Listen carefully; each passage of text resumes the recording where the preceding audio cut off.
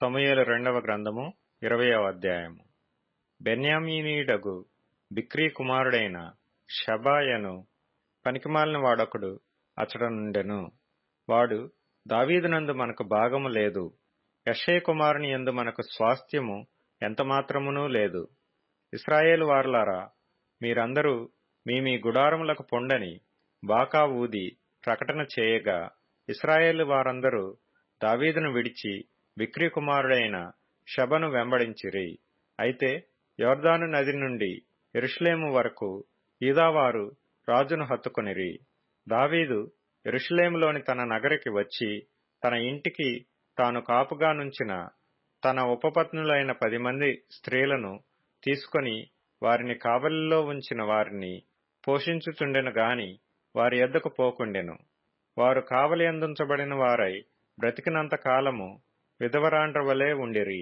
తరువాత రాజు అమాశాను పిలువనంపి 3 దినములలోగా నీవు నా దగ్గరకు యూదావారినందరినీ సమకూర్చి ఇక్కడ హాజరు కమ్మని ఆజ్ఞాపించగా, అమాశా యూదావారిని సమకూర్చుటకై వెళ్లిపోయెను. అతడు ఆలస్యము చేసినందున అతనికి నిర్ణయించిన కాలము మీరిపోయినప్పుడు దావీదు అబీషైని పిలువనంపి, బిక్రీ కుమారుడైన షబా అబ్షాలోము కంటే మనకు ఎక్కువ కీడు చేయును. వాడు ప్రాకారములు గల పట్టణములలో చొచ్చి మనకు దొరకకపోవునేమో గనుక నీవు నీ ఏలిన వాని సేవకులను వెంటబెట్టుకొని పోయి వాని తరిమి పట్టుకొనుమని ఆజ్ఞాపించెను. కాబట్టి యోవాబు వారును కెరేతీయులను పెలేతీయులను బలాఢ్యులందరూ అతనితో కూడా యెరూషలేములో నుండి బయలుదేరి బిక్రీ కుమారుడగు షబను తరమబోయిరి. వారు గిబియోనులో ఉన్న పెద్ద బండ దగ్గరకు రాగా అమాశా వారిని కలియవచ్చెను. యోవాబు తాను తొడుక్కొనిన చొక్కాయకు పైన బిగించియున్న నడికట్టుకు వరగల కత్తి కట్టుకొనియుండగా ఆ వర వదులై కత్తి నేలపడెను. అప్పుడు యోవాబు అమాశాతో, నా సహోదరా, నీవు క్షేమముగా ఉన్నావా అనుచు అమాశాను ముద్దు పెట్టుకున్నట్లుగా కుడిచేత అతని గడ్డం పట్టుకొని, అమాశా యోవాబు చేతిలోనున్న కత్తిని చూడకును తన్ను కాపాడుకొనకును ఉండగా యోవాబు అతని కడుపులో దాన్ని గుచ్చెను. గుచ్చిన తోడనే అతని పేగులు నేలకు జారి ఆ దెబ్బతోనే అతడు చనిపోయెను.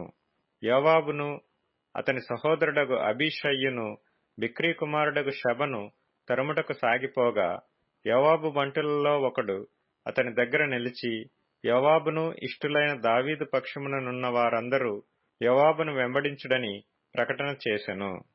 అమాశా రక్తములో పొర్లుచు మార్గమున పడియుండగా అచ్చోటికి వచ్చిన జనులందరూ నిలిచియుండుట ఆ మనుష్యుడు చూచి అమాశాను మార్గము నుండి చేనిలోనికి లాగి, మార్గస్థులందరూ నిలిచి తేరి చూడకుండా శవము మీద బట్ట కప్పెను. శవము మార్గము నుండి తీయబడిన తరువాత జనులందరూ బిక్రీ కుమారుడగు షబను తరుముటకై యోవాబు వెంబడి వెళ్ళిరి. అతడు ఇశ్రాయేలు గోత్రపు వారందరి యొద్దకును, ఆబేలు వారి యొద్దకును, బేత్మయకా వారి యొద్దకును, బెరీయులందరి యొద్దకును రాగా వారు కూడుకొని అతని వెంబడించిరి. ఈ ప్రకారము వారు వచ్చి ఆబేలు బేత్మయకాయందు బిక్రీని ముట్టడి వేసి పట్టణపు ప్రాకారము ఎదుట బురుజు కట్టగా, యోవాబు వారందరూ ప్రాకారమును పడవేయుటకు దానిని కొట్టిరి. అప్పుడు యుక్తిగల ఒక స్త్రీ ప్రాకారము ఎక్కి, ఓహో, ఆలకించుడి, ఆలకించుడి, నేను అతనితో మాట్లాడునట్లు యోవాబును ఇక్కడికి రమ్మని చెప్పుడని కేక వేయగా యోవాబు ఆమె దగ్గరకు వచ్చెను. అంతటా ఆమె, యోవాబువు నీవేనా అని అతని నడుగగా అతడు నేనే అనెను. అందుకామె, నీ దాసురాలనగు నేను నీతో మాట్లాడుదునా అని అడుగగా అతడు మాట్లాడవచ్చుననెను. అంతటా ఆమె, పూర్వకాలమున జనులు ఆబేలునందు సంగతి విచారింపవలనని చెప్పుట కద్దు.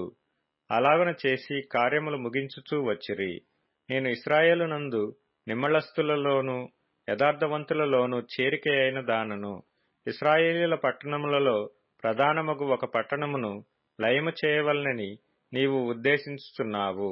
యెహోవా స్వాస్థ్యమును నీవెందుకు నిర్మూలము చేయుదువని చెప్పగా యోవాబు నిర్మూలము చేయను, లయపరచను, అలాగున చేయను. సంగతి అది కానే కాదు. బిక్రీ కుమారుడగు షబా అను ఎఫ్రాయిము మన్యపు వాడు ఒకడు రాజైన దావీదు మీద ద్రోహము చేసి ఉన్నాడు.